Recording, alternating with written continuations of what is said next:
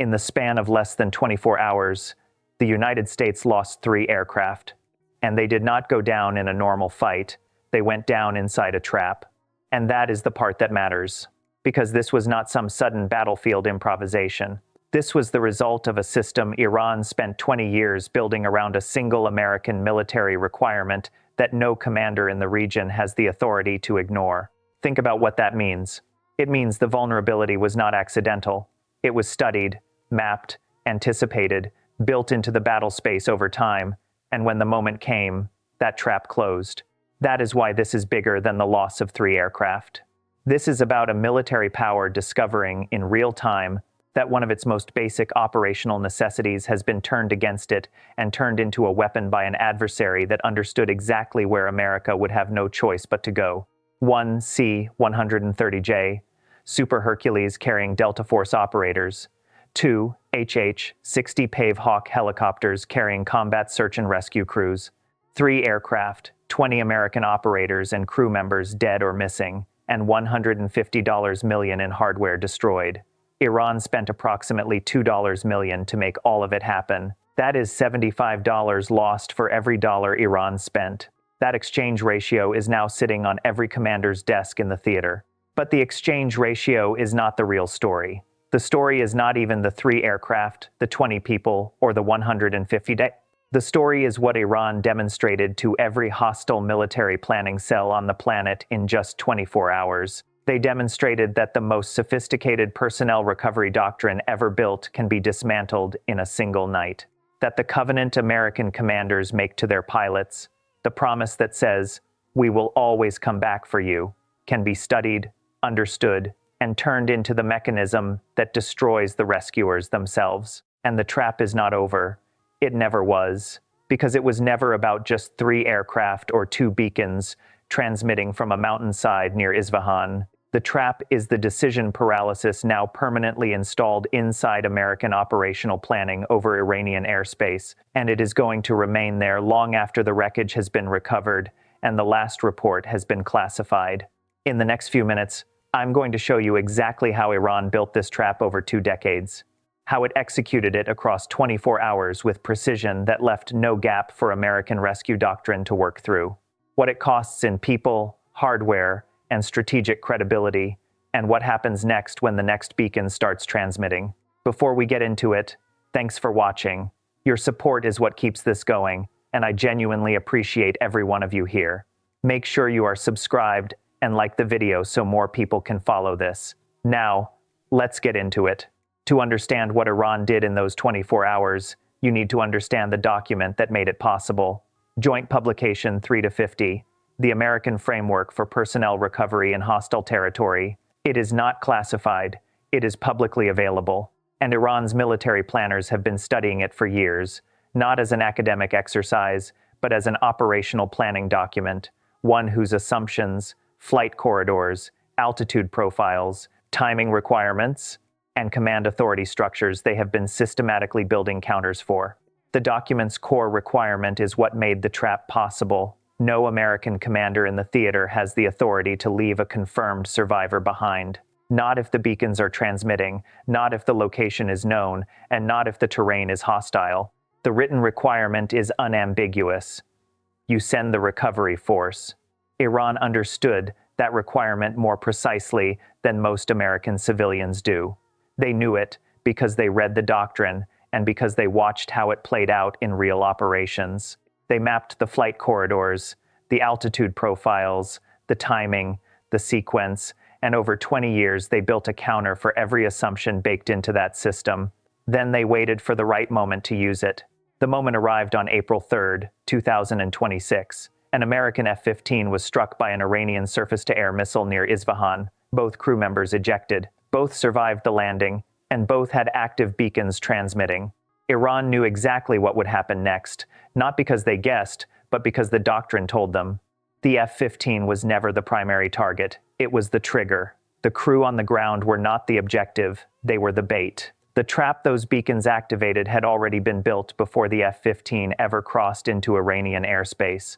In the days leading up to the strike, Iranian mobile radar units had been repositioning into the surrounding mountain ranges, not randomly, precisely, into ridgelines that AC-130 would use for terrain masking, and into valleys that helicopters would be forced to fly through at night. The radar coverage they created was overlapping. There were no gaps. Every approach corridor that American doctrine relies on for low-altitude infiltration had already been covered before the beacons even activated. At 23:15 local time, a C-130J Super Hercules call sign lifted off from a forward base. It was carrying a Joint Special Operations Recovery Element, Delta Force operators, rescue specialists, signals personnel, and medical crew. Between 15 and 20 service members were on board, in addition to the 5 required crew. Every one of them had trained for this scenario hundreds of times. They trusted their terrain masking, their altitude profile, and their electronic warfare systems. Every one of those advantages had already been neutralized. The IRGC aerospace commander later stated they tracked Spur 01 from the moment it entered Iranian airspace. That statement was not a boast, it was a warning. At 2,347 local time, approximately 60 kilometers from the crash site, Spur 01 was engaged by a Kroll-15 mobile air defense platform. The missile used semi-active radar homing, meaning standard countermeasures were useless. Chaff could not fool it. Flares could not fool it.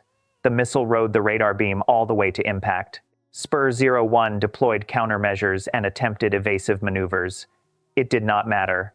The missile detonated near the left wing route, severing hydraulic lines and igniting fuel. The aircraft disintegrated before reaching the ground in one piece. Stop for a moment and understand what was lost. Not in dollars, but in people. Every person on board had trained for years for missions like this. Every one of them had someone waiting for a call confirming they were safe. That call never came. The aircraft itself cost approximately $90 million, but that number comes second.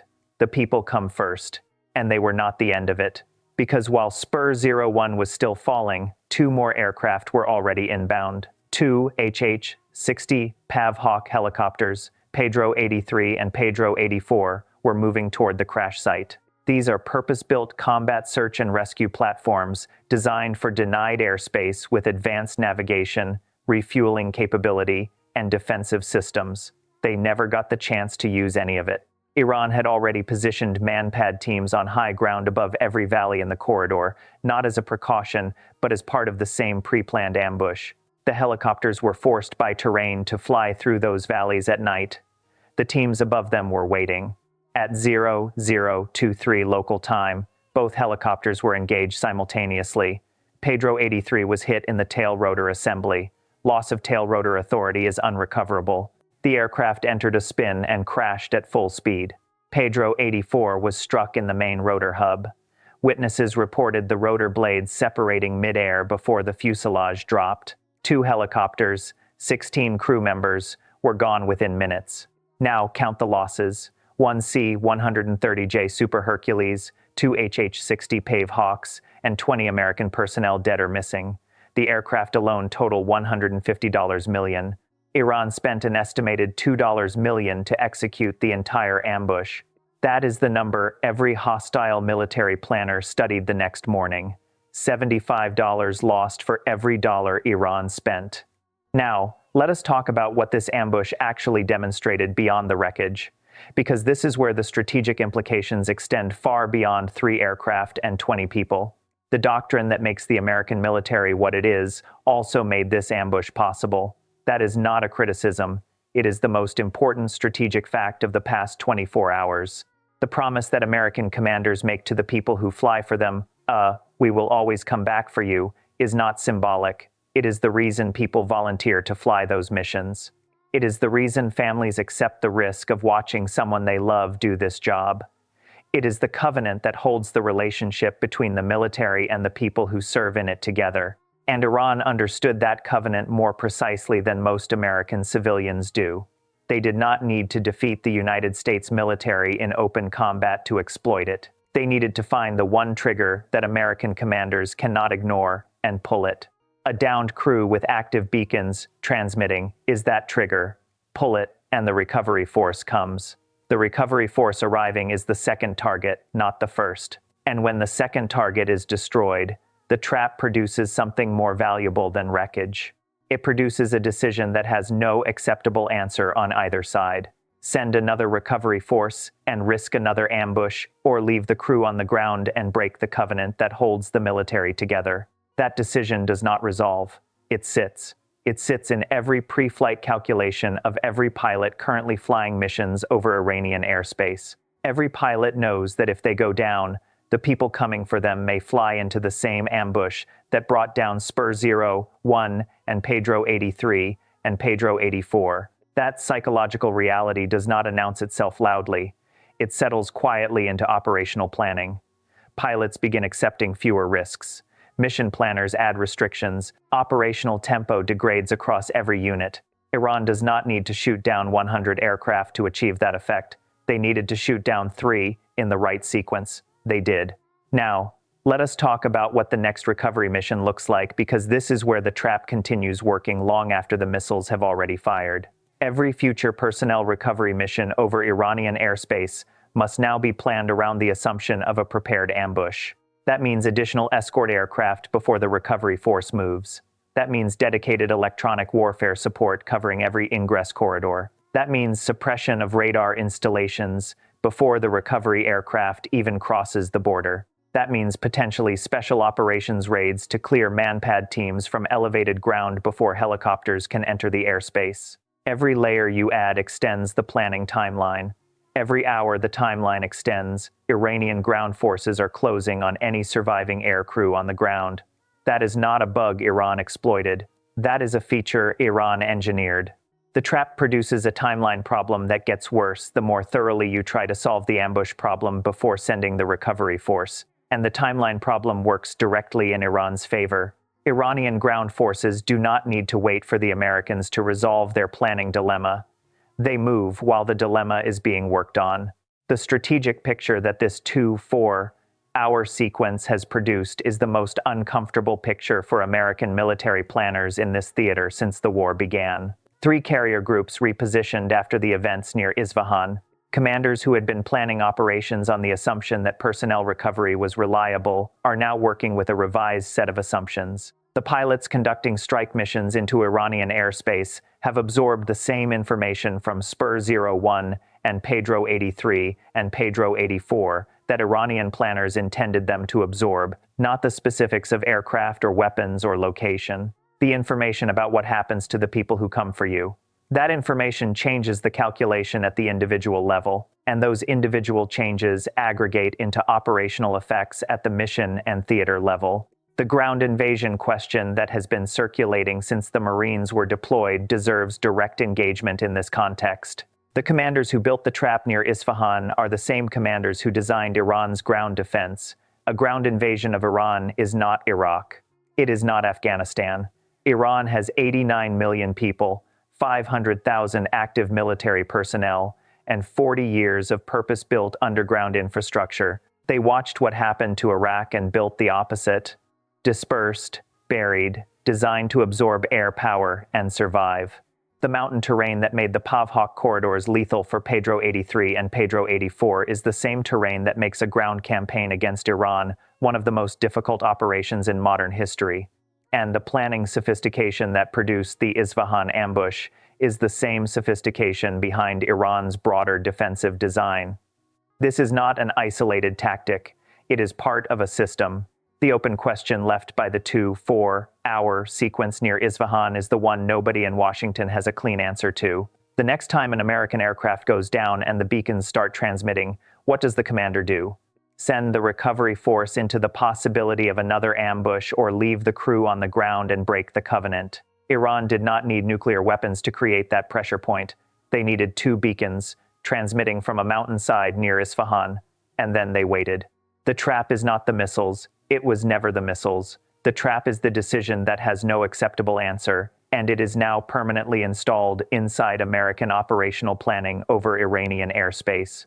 3 aircraft, 20 people, 1 night, a doctrine dismantled. And somewhere in Tehran, the planners who built this are not celebrating. They are watching Washington's next move, and they are already building the counter for it. Thanks for watching. I appreciate you being here. Drop your thoughts in the comments. If Iran spent 20 years studying American personnel recovery doctrine to build an ambush around the one requirement no commander can override, what does that tell you about what else they've been studying? At what point does a military have to choose between sending recovery forces into prepared ambushes and breaking the promise that makes people willing to fly in the first place? Let me know below. Subscribe and like if you want more of this, and click the video on screen to watch another one. I'll see you soon.